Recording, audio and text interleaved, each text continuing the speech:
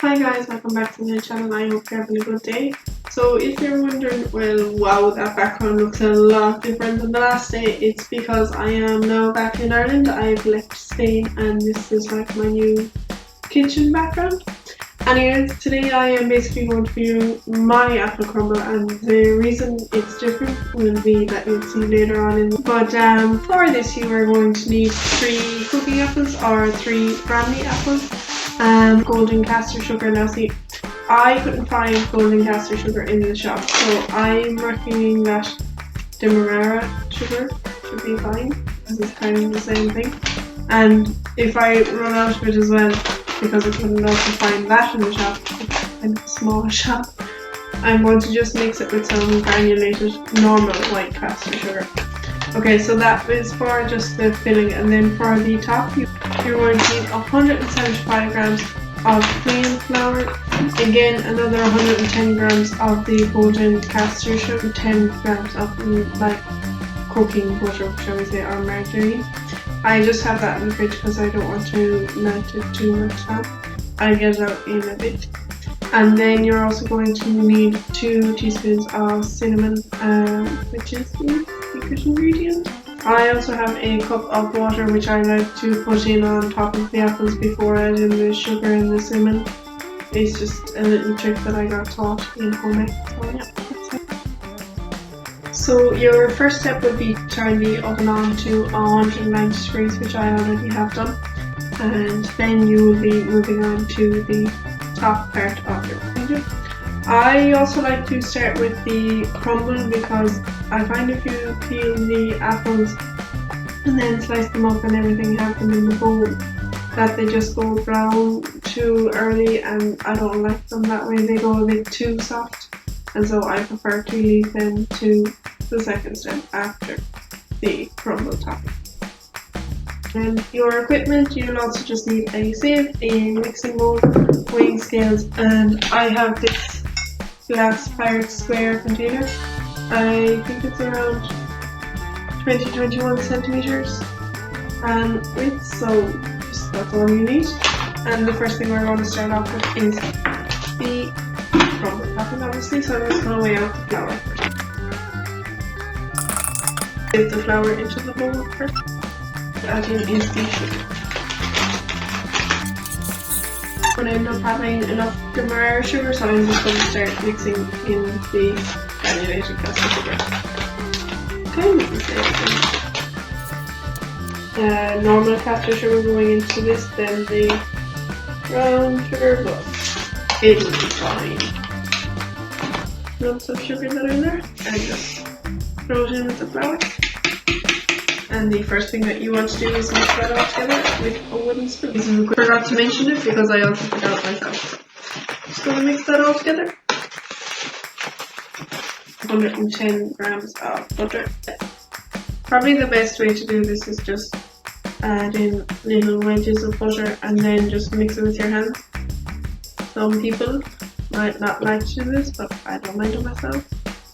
I just prefer to just get in there and get it all done. So just like crumble it up until it's all mixed together.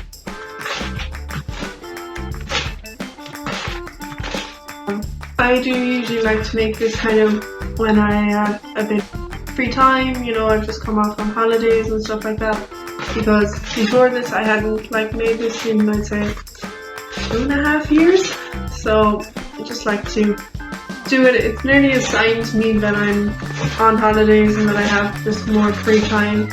I just like to make my own apple crumble, because originally I got taught how to make this when I was in junior cert home economics, and I made it for that. And then practicing it, sometimes I forget the sugar, or I put in wrong type of apples and then put in the sugar as well, so it would be so sweet it would nearly rot your teeth.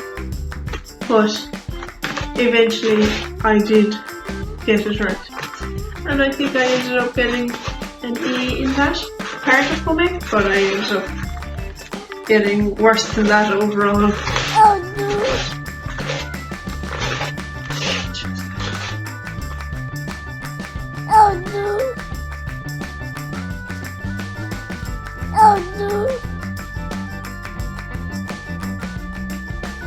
kind of want to make sure all the butter is all like crumbled up, I suppose, and just make sure obviously that it looks like moist breadcrumbs is what the recipe says. So, and also put this into a processor and then that will do it for you, but then there is the risk of it being over processed, and I also am just used to doing it with my hands anyways, so that's why I like to use the processor. And just make sure like if there's any big bits or anything that it's all just ground out, it all like cooks evenly in the oven, and that there's no like bits that aren't cooked or that are burnt, you know. You can just put it all in and it's all even. And then you can just set that aside for now. Next step is going to be cutting up the apples, so you just want to peel and core and cut them into thin slices.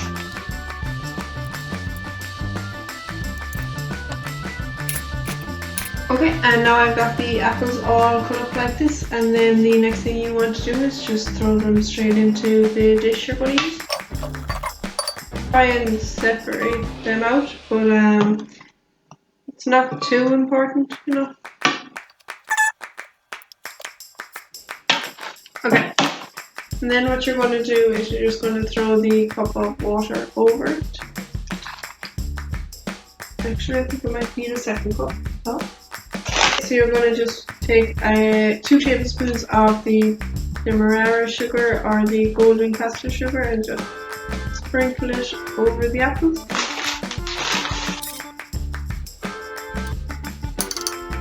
And then you're going to take the cinnamon as well. And I'm just going to screw the top off the cinnamon instead of getting the sprinkles, because that way it'll just be easier to measure. And then that's quite a lot of cinnamon, so maybe I'll just do 1 teaspoon of it and then put it all over. Yeah, and then that's kind of, yeah, 1 teaspoon of cinnamon will be enough. And then the last thing obviously will be putting the crumble on top of it all.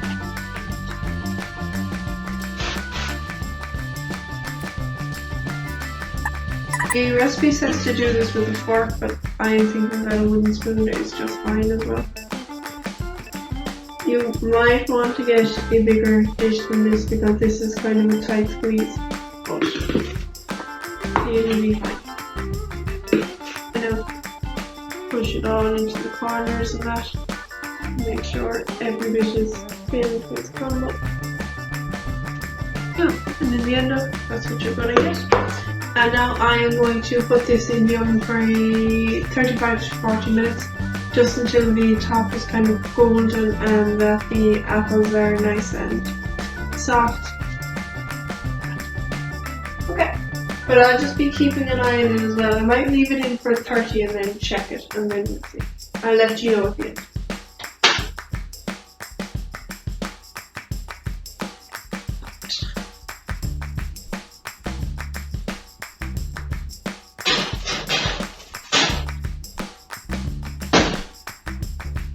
So this is kind of what you'd want it to look like, a bit brown on the edges and bubbling as well, and you'll see the apples as well too.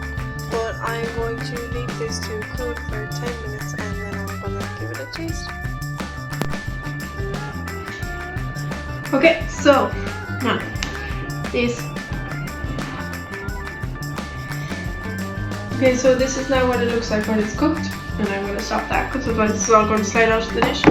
And now I am just going to quickly take a small piece sheet of it, because I'm back in Mayo and I better start using my accent. So.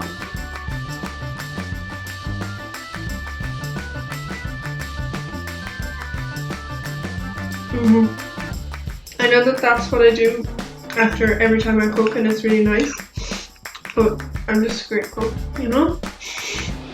But if you decide to do this yourself, definitely use it as like a reward for yourself or something like that, and sometimes I might have a custard or cream or ice cream, or even just on its own, it is really lovely.